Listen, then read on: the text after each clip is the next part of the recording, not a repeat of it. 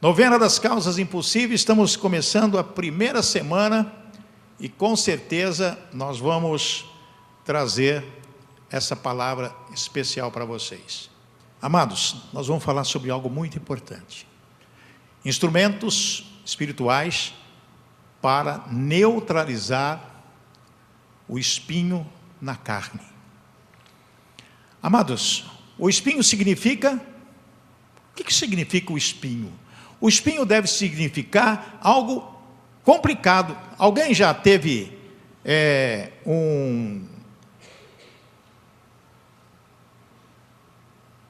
uma farpa no dedo? Alguém já teve uma farpa no dedo? Sim ou não? Dói ou não dói? Complicado, né? Uma farpa, complicado. Então as pessoas que têm uma farpinha no dedo é um espinho. É algo que dói, mas é uma farpinha só. Pode significar algo também o espinho? Sabe o quê? A estaca. Uma estaca. Alguém já pisou numa estaca? Eu já pisei uma vez numa estaca e furou meu pé. Eu sei o quanto eu sofri. Significa também que algo pontiagudo. Tudo isso, na verdade, nos identifica algo que devemos aprender e prestar bem atenção a respeito das coisas que Deus tem para as nossas vidas. 2 Coríntios, no capítulo 12, versículo 7a, o apóstolo Paulo fala sobre esse assunto, mas para que não ficasse orgulhoso demais por causa das coisas maravilhosas que vi, eu recebi um espinho na carne. Minha gente, deixa eu pensar um pouquinho o que significa isso. O espinho na carne. O espinho na carne que o apóstolo Paulo estava falando pode ser várias coisas. Tem vários estudiosos que dizem que pode ser um problema no corpo físico, ou natureza pecaminosa. Muito bem, se for corpo físico, com certeza podemos identificar que seria uma doença, certo? Se é no corpo físico, doença. Muitas pessoas dizem que Paulo tinha uma doença séria e que ele reclamava muito dessa doença. Mas se for de natureza pecaminosa, então pode ser alguma coisa assim sobre uma tentação muito forte. Tentação muito forte, natureza pecaminosa, um espinho, algo que ele não conseguia se livrar. Tem muitas pessoas que têm uma espécie de espinho na carne, não conseguem se livrar de pecado, de vício, ou é de bebida, ou é de sexo, ou é de pornografia, é de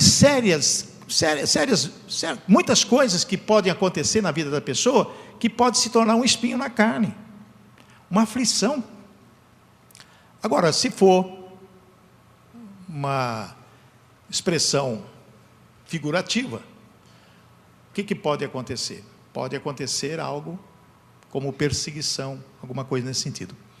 Então, quando o apóstolo Paulo disse isso, que algo aconteceu com ele, um espinho na carne dele, o que você pode imaginar de você? Qual é o seu espinho na carne? O que é que te incomoda? O que atrapalha a sua vida? O que atrapalha, inclusive, o seu relacionamento com Deus? O apóstolo Paulo diz na sua carta ao 2 Coríntios, capítulo 12, versículo 7b, que ele veio como um mensageiro de Satanás para me dar bofetadas e impedir que eu ficasse orgulhoso. Na parte A do texto, ele disse que teve esse espinho na carne para não ficar orgulhoso, como se fosse um castigo. E nessa parte ele diz que um mensageiro de Satanás trouxe isso para ele. Muito bem, então nós podemos identificar que tudo isso que está acontecendo com Paulo, e aconteceu com Paulo, foi realmente um mensageiro do capeta, do diabo. Mas foi também permitido por Deus. Como se fosse bofetadas. Já imaginou? Alguém já levou bofetada aqui? Alguém já levou? Já levou? Já levou bofetada? Tem muitas pessoas que já levaram bofetada. Não é bom, não. Não é legal, né? Levar bofetada na cara não é legal. Então Paulo sentia como se estivesse sendo humilhado. O espinho na carne de Paulo significa uma experiência dolorosa e muita humilhação para ele. Levar um tapa no rosto é humilhação. Eu já vi pessoas ser condenadas porque deu um tapa no rosto de um homem. O homem não revidou, não. Ele entrou com processo na justiça e o camarada pegou 6 meses de cadeia por ofensa, bofetada. Então, quando o apóstolo Paulo nos traz isso, ele identifica para nós que algo acontecia com ele e que pode acontecer com qualquer pessoa. E ao acontecer com qualquer pessoa, o que nós temos que estar preparados para isso? Se foi um mensageiro do Satanás, permitido por Deus para que afligisse Paulo, o que pode acontecer conosco também? Qual é o espinho na sua carne? Qual é aquela coisa que te incomoda de verdade, que você não consegue se livrar? E o apóstolo diz na sequência do texto: 3 vezes orei ao Senhor. Olha só, 3 vezes orou. Mas será que é uma oração uma seguida da outra? Quando se fala em 3 vezes, ele orou dias. Não é uma oração agora, daqui 15 minutos outra oração, mais 15 minutos outra oração, não. Ele orou dias. Senhor, livra-me desse espinho na minha carne. E olha só, volta o texto lá, meu filho. Orei ao Senhor pedindo que Ele me tirasse esse sofrimento. Então, quando nós estamos pedindo para Deus e orar, e o mesmo apóstolo Paulo disse, orar sem cessar, que nós devemos insistir naquilo que nós queremos na nossa vida. Agora presta atenção, o primeiro instrumento para neutralizar o espinho na carne, Deus nos dá instrumentos espirituais. São instrumentos que nós vamos ter que usar para neutralizar esse sofrimento. O primeiro deles é orar. Como nós vamos orar? Como Paulo orou, incessantemente. Paulo orou sempre,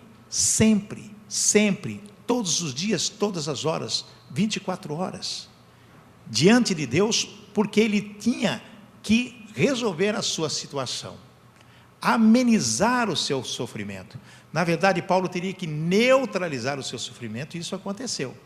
Então, o primeiro instrumento que nós temos que ter na nossa vida, no nosso coração, para neutralizar o sofrimento que nós temos, primeiro é orar.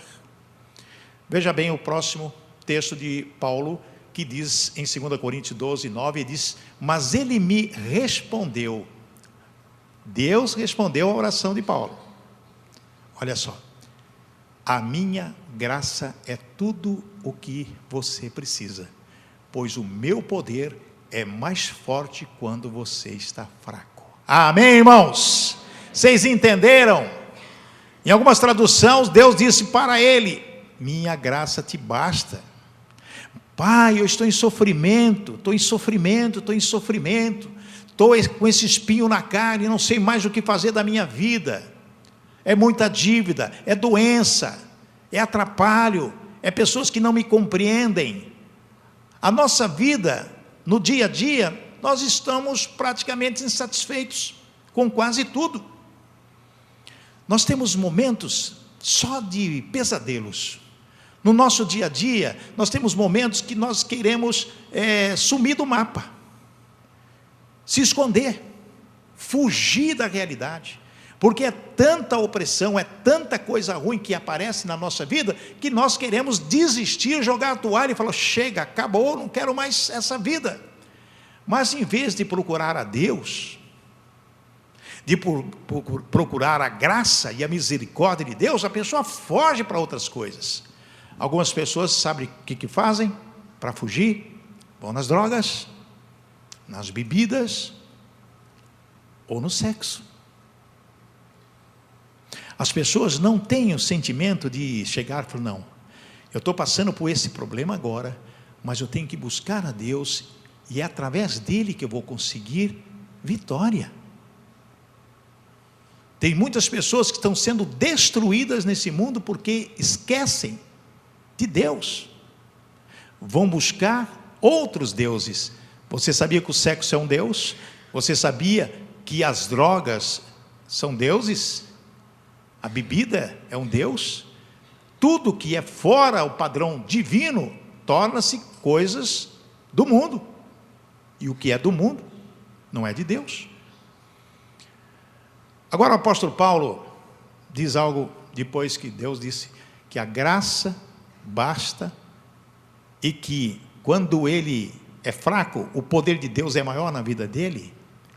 Vocês estão percebendo que quando você se tornar fraco e dependente de Deus, Deus vai agir na sua vida e você vai ter poder para resolver todas as suas questões e se livrar dessa situação que você se encontra?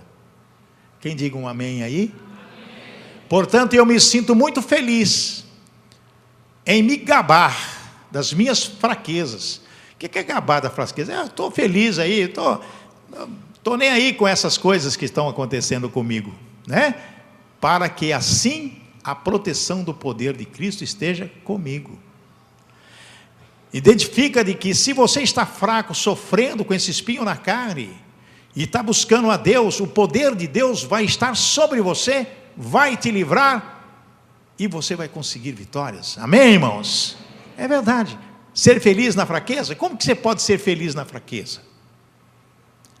Aí eu falei assim, pastor, como que eu vou ser feliz? Eu estou me arrebentando aqui, esse espinho está me atravessando. Não é nem espinho, é estaca. É uma estaca que está me furando, está me tirando o sangue, me tirando o sossego, não estou dormindo à noite.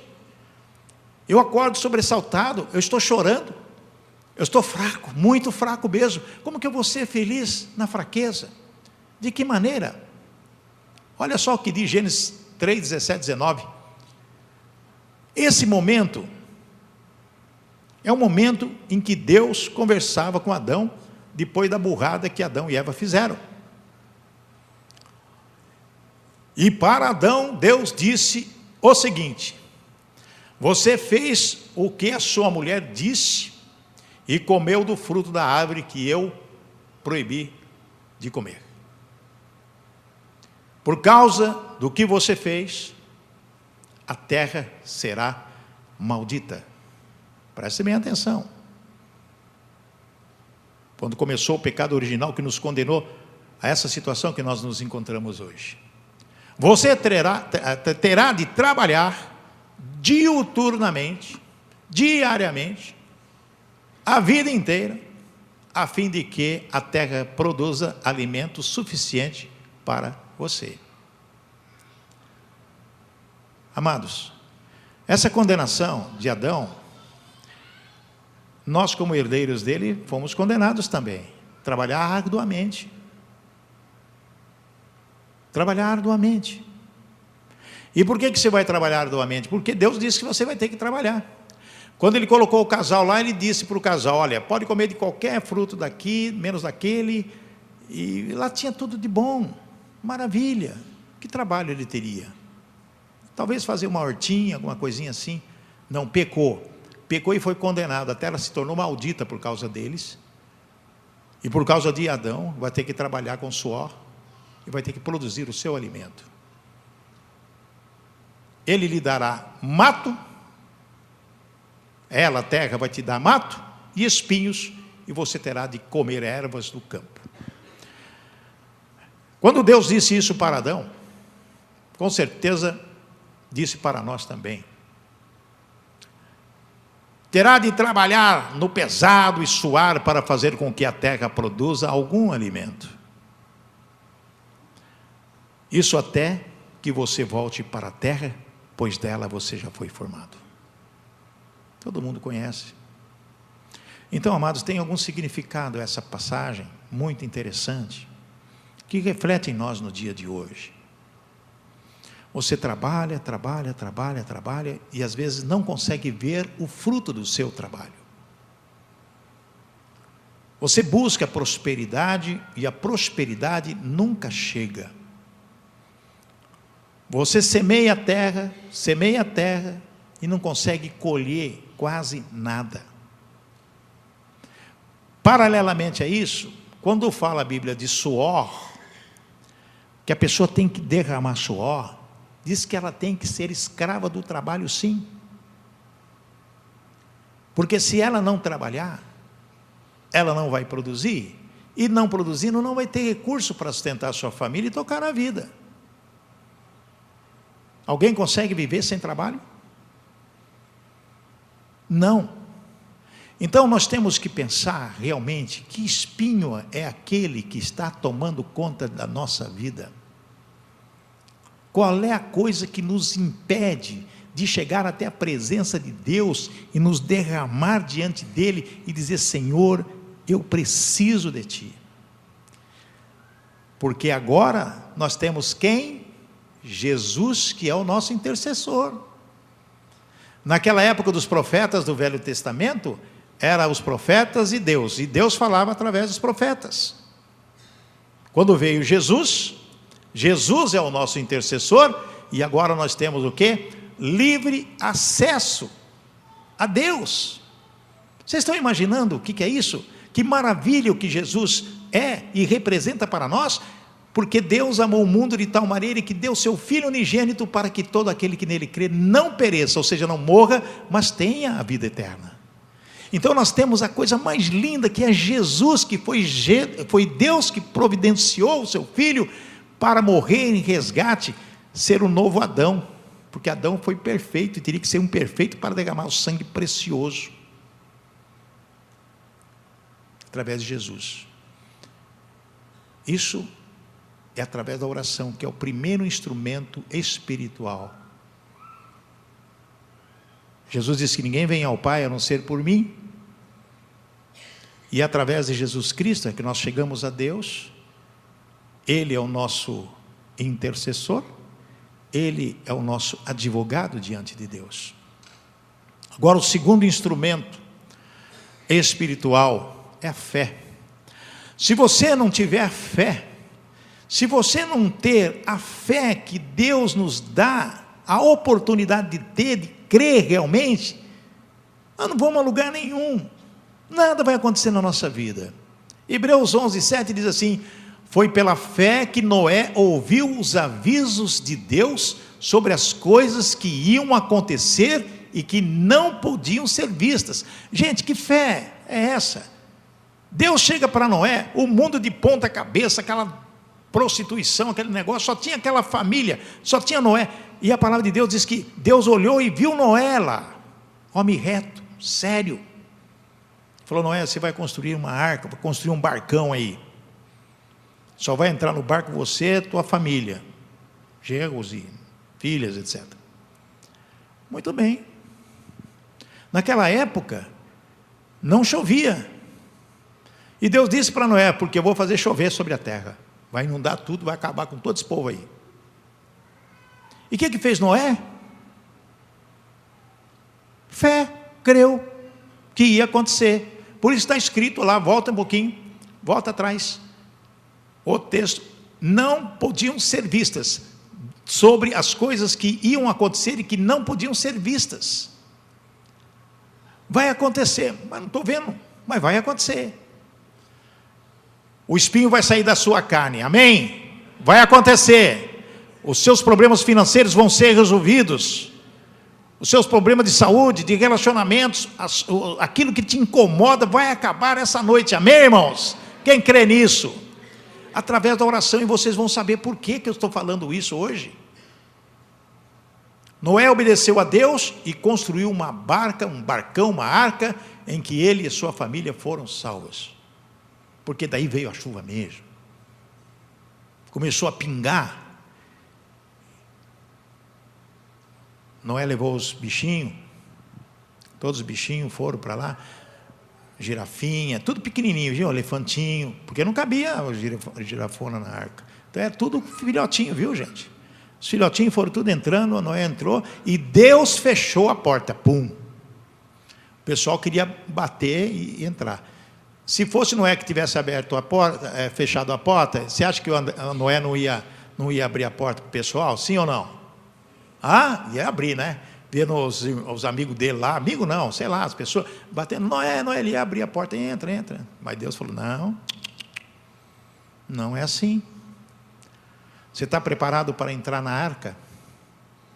Teu coração está preparado para entrar na arca? Você está obedecendo a Deus? Assim Noé condenou o mundo e recebeu de Deus a aprovação que vem por meio da fé. É a fé.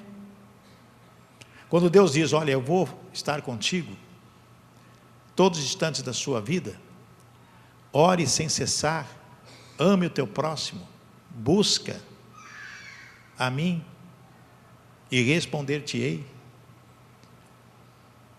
Que você pode todas as coisas naquele que te fortalece. Jesus Cristo te fortalece. Então, se você tiver fé realmente, algo vai acontecer de positivo na sua vida. Esse espinho vai sair. Você vai ser curado. Terceiro instrumento espiritual, princípios da palavra. Nós não podemos esquecer da Bíblia Sagrada, princípios que está na Bíblia Sagrada, porque a Bíblia Sagrada é o nosso instrumento para alcançarmos a fé, é o modelo que temos lá de oração, é através da oração, é através da fé, é através do princípio da palavra de Deus. Quem diz isso é Jesus, João 15, 7, se vocês ficarem unidos comigo, e as minhas palavras continuarem em vocês, vocês receberão tudo o que pedirem.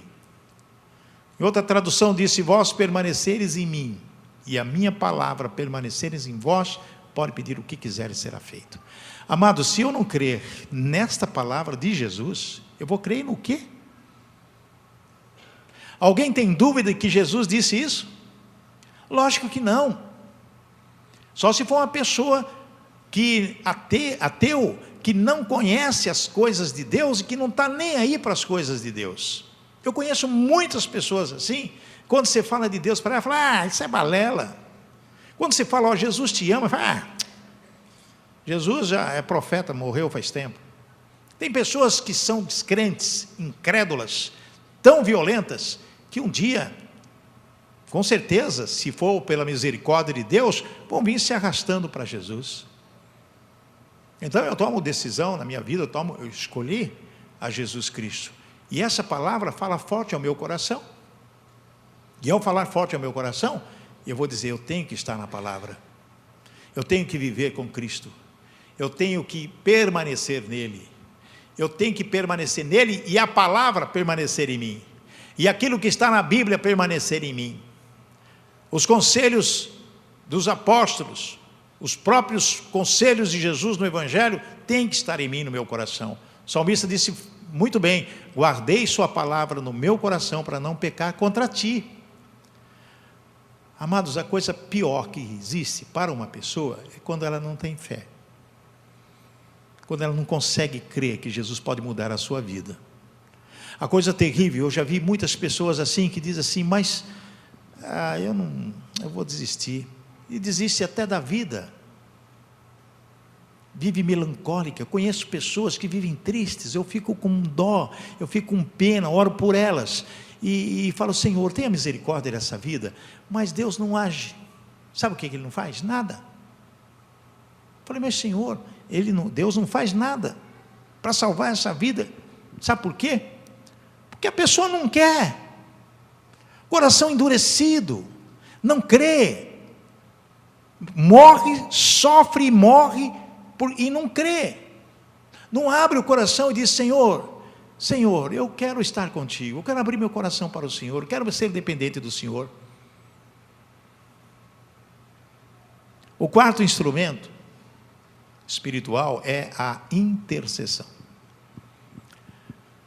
Contei esse caso lá do João Simon, o rapaz que estava de câncer, contei o testemunho dele, câncer terminal, 3 meses de vida, está morto. O rapaz fez o quê? Fazer o quê, né? Vou entregar minha vida para Jesus, vou orar. Seja feita a vontade de Jesus. Passou um mês.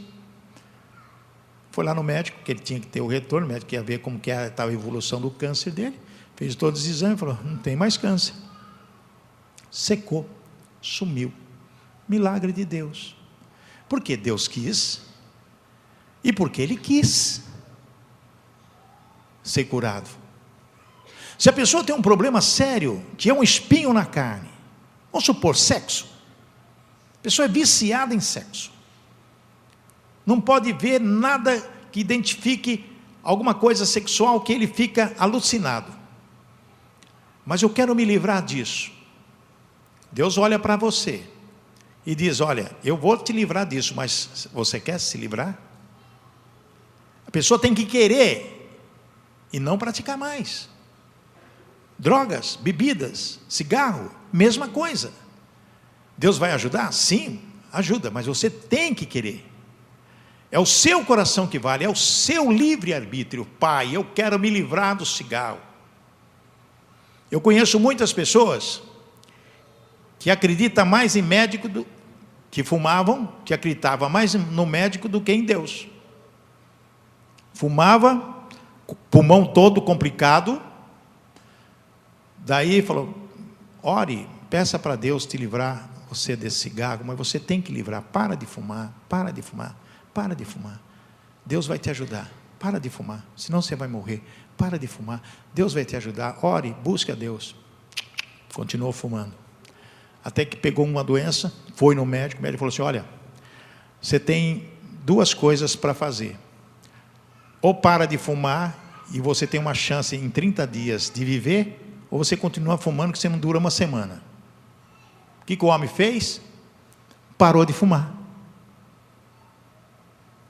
Porque o médico falou. Deus não teve valor nenhum para ele. Se ele tivesse parado de fumar, quando as pessoas falavam, ore a Deus e pare de fumar, e Deus vai te ajudar, vai restaurar o seu pulmão, etc., ele já estava livre, nem ir para o hospital não ia. Mas não, precisou o médico falar, ó, se você não parar, você tem 15 dias, uma semana. Se você parar, ainda você tem uma chance de um mês. Para e vão ver o que vai acontecer. Então as pessoas acreditam mais no médico, porque o médico dá o diagnóstico, e Deus não. A intercessão, tem um caso interessante aí, nós devemos interceder pelos pecadores, nós devemos interceder pelas pessoas que pecam. Quando você vê uma pessoa que precisa de Jesus, um vizinho, um amigo, uma parente, ou seja quem for, que você sabe que é uma pessoa pecadora, uma pessoa que só vive no mundo, ore por ela, interceda por ela. Pai, livre esta pessoa, livre esta pessoa. Mas alguém pode estar dizendo agora, mas e se ela não quer? Aí é um problema. Porque quando você intercede pela pessoa, você entra na brecha por ela, e Deus vai ouvir a tua oração. E eu vou mostrar para vocês, na Bíblia, como funciona. Nós devemos orar pelas pessoas fracas, que não conseguem crer, são incrédulas, são pessoas que precisam de Jesus, mas não conseguem ter Jesus. Nós temos que orar pelas pessoas que nos perseguem. Jesus mesmo disse, orai por aqueles que vos perseguem. Nós devemos estar preparados para orar pela igreja, pelas pessoas da igreja, pelos pastores da igreja, orar um pelos outros. Amados, a salvação é através da intercessão, e quem diz isso para nós é o próprio Jesus Cristo. Olha só em Hebreus 7, 24 e 25, diz assim, mas Jesus vive para sempre, e o seu sacerdócio não passa para ninguém, e por isso ele pode hoje e sempre salvar as pessoas que vão a Deus por meio dele, porque Jesus vive para sempre, a fim de pedir a Deus em favor deles. O nosso maior intercessor é Jesus. Por isso, quando você ora por uma pessoa pecadora, uma pessoa fraca, que mesmo que ela não esteja disposta a crer, Deus vai interceder pela vida dele e vai ter misericórdia dele. Então, a nossa intercessão tem valor por causa da misericórdia e pela graça, porque nós vivemos pela graça e pela misericórdia de Jesus. Amém? Você pode neutralizar o seu espinho na carne. Como? Orando, crendo e tendo fé. Seguinte, aplicando na vida os princípios da palavra do Senhor. Jó 42 diz o seguinte: quando Jó pegou aquela enfermidade, ele estava todo podre. Os amigos de Jó estavam fazendo a cabeça dele, falando um monte de coisa. Aí Deus disse: o meu servo Jó orará por vocês. Deus disse para os amigos dele: o meu servo Jó orará por vocês, e eu aceitarei a sua oração, e não os castigarei, como merecem, embora vocês não tenham falado a verdade a meu respeito, como Jó falou. Então Deus disse para Jó: olha, ore para aquele povinho lá, porque senão eu vou castigar eles, mas a sua oração eu vou aceitar. E o que fez? Mesmo ora, mesmo na fraqueza e espinho na carne, ore um pelos outros. Jó acabou de orar pelos seus 3 amigos, o Senhor fez com que ele ficasse rico de novo. Ele deu em dobro tudo o que tinha perdido. Amados, Deus pediu para Jó orar pelos amigos. Jó orou e Deus falou: tá bom, aceito essa oração. Porque aqueles 3 amigos não tinham condição de orar, não. Pecadores, mentirosos, etc. Então a sua oração, pelo teu pai, pela tua mãe, pela tua filha, pelo teu filho, pelos teus pais, pelos teus amigos, diante de Deus, vale a pena. Atitudes certas para uma vida de vitória. 2 Coríntios 12:10. Olha o que diz o apóstolo: eu me alegro também com as fraquezas, os insultos, os sofrimentos, as perseguições e as dificuldades pelos quais passo por causa de Cristo. Porque quando perco toda a minha força, então tenho a força de Cristo em mim. Amém, irmãos? Porque quando estou fraco, então sou forte, disse o Senhor, disse Paulo. Quando você estiver fraco, aí que você está forte, porque você tem que lembrar que Deus está com você. E Jesus intercede por você lá junto ao trono do Santíssimo. Então, o que nós temos que fazer? Orar, ter fé, aplicar a palavra na nossa vida e crer realmente que Jesus pode fazer todas as coisas. Aí você vai tirar seu espinho na carne. Essa situação que você está vivendo vai acabar. Amém, irmãos? Amém, igreja? Vamos ficar em pé, vamos orar. Vamos agradecer a Deus esse momento super especial, que nós estamos aqui na presença dEle, e com certeza Deus vai fazer aquilo que é importante na nossa vida. É quando você abre o coração e diz: Pai, eu estou aqui diante de Ti. Repitam comigo: Pai, nesse momento, em nome de Jesus, eu quero agradecer pela Tua palavra, e que essa palavra esteja firme no meu coração, para que eu possa aplicar na minha vida, orando, tendo fé, aplicando os princípios da sua palavra em minha vida. Ajuda-me, Senhor, a viver dependendo de Ti, porque eu preciso estar todos os dias diante de Ti, recebendo de Ti o Teu perdão. Ajuda-me, Senhor, nesta semana, que eu conquiste vitórias, prosperidade, saúde e muita paz. Me abençoa, também minha casa, meu trabalho, meus amigos e minha família. Eu quero agora, Pai, em nome de Jesus, dizer muito obrigado. E eu oro porque creio no Teu poder. E quando eu for fraco, eu quero que o poder do Senhor esteja em minha vida. Eu oro em nome de Jesus. Amém. Ó Deus Pai, eu quero entregar estas vidas maravilhosas nas Tuas mãos, para que elas possam ser felizes e possam receber de Ti aquilo que eles precisam receber, tirando toda a dúvida do coração, mas colocando o Teu amor, e que essas pessoas possam estar felizes e alegres, mesmo passando por qualquer tipo de dificuldade, porque devemos nos alegrar no Senhor, porque o Senhor cuida de nós. Eu oro e abençoo em nome de Jesus. Amém e amém. Amém, igreja?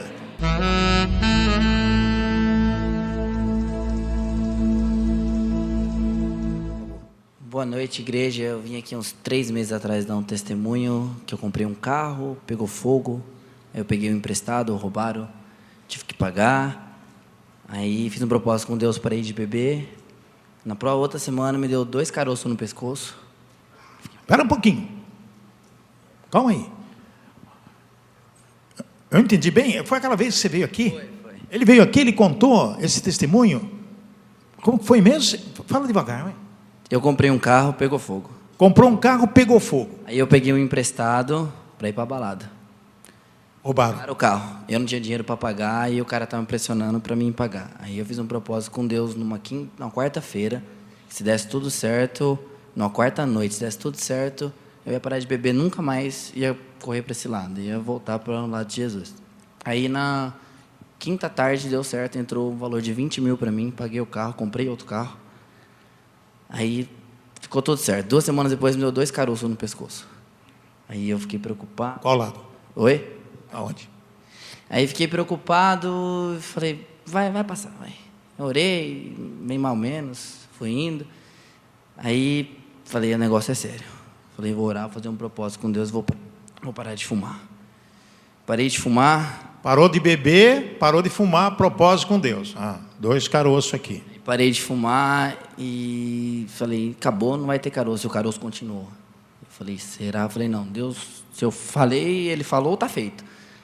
Eu ainda fiz exame, fui em 3 médicos, não era nada. E depois fui no outro médico, fiz todos os exames, graças a Deus não foi nada. E parei, Deus foi me buscando na bebida, no cigarro. Hoje, graças a Deus, estou tranquilo. Meu carro importado está parado lá na frente. Eu estou aqui na igreja para glorificar. Glória a Deus, aleluia. Esse jovem, vamos ungí-lo.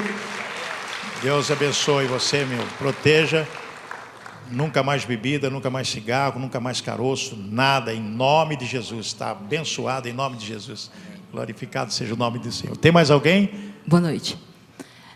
Mais ou menos uns 3 anos atrás, acho que 3 anos atrás, eu estava num trabalho que estava insatisfeita e eu pedi para Deus que... E tinha até uns 4 anos atrás me formado e não estava trabalhando na área, né? Mas eu falei que eu estava insatisfeita com o trabalho e que eu não queria aceitar a situação de ter me formado 4 anos e não estar trabalhando na área. E aí falei para Deus que eu ia colocar meu diploma na gaveta e ia largar a mão.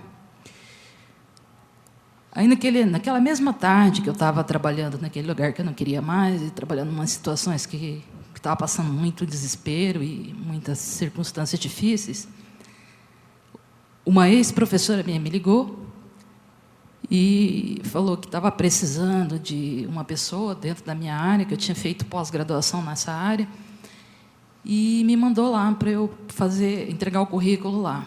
E eu fui selecionada entre 32 profissionais para trabalhar e consegui trabalhar nesse lugar. Porém, no dia que eu fui tomar posse, né, desse trabalho, o diretor da empresa me chamou e falou assim, olha, você trabalhar com isso, e parece que o diretor estava crescendo na minha frente, e eu falei, meu Deus, não tenho experiência, né? Mas eu falei, o Senhor é o meu pastor e nada me faltará. E aí eu aceitei o desafio, e durante 6 meses, realmente, foi muito difícil. Todos os dias eu tinha que abrir a Bíblia para orar para aquelas pessoas que estavam ali, porque, na verdade, fui colocada no lugar de uma pessoa que era muito querida, e aí as pessoas não aceitam muito, né? Outra pessoa no lugar, e mudanças também, porque o diretor falou, olha, eu quero mudanças, eu quero que isso aconteça. Enfim, eu consegui, durante 6 meses, passando por pão, que aquele cara queria que eu passasse, mas eu venci. E faz 3 anos que eu estou trabalhando lá. Mas esse é um dos milagres que Deus fez na minha vida.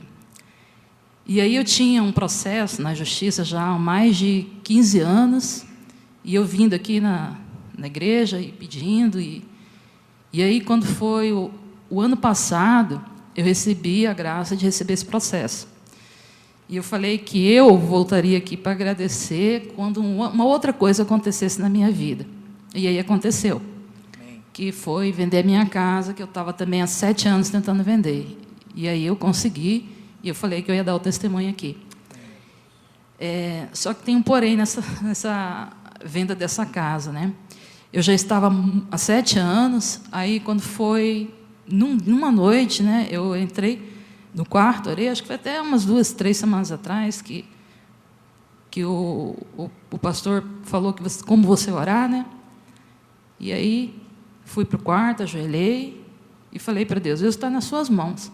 Isso foi na quarta. Quando foi na quinta-feira dessa semana, acho que foi semana passada, que eu ia dar o testemunho, aí não teve testemunho, né, que acho que o tempo se excedeu e não teve. E aí, na quinta-feira, consegui concluir a venda da casa. E aí eu coloquei outro propósito, né, se fosse da vontade dele, que eu comprasse uma outra casa, né, diante de umas situações que aconteceram dentro da minha vida, que ele preparasse. Mas ainda estou na espera, porque o contrato ainda não foi assinado, né? Mas eu tenho fé que semana que vem eu estarei aqui para falar que deu certo também a compra dessa nova casa. Amém, glória a Deus. Vem cá, vem cá. Vai dar certo em nome de Jesus, eu te abençoo, minha filha. Que Deus possa dar o discernimento a você necessário. Amém, igreja?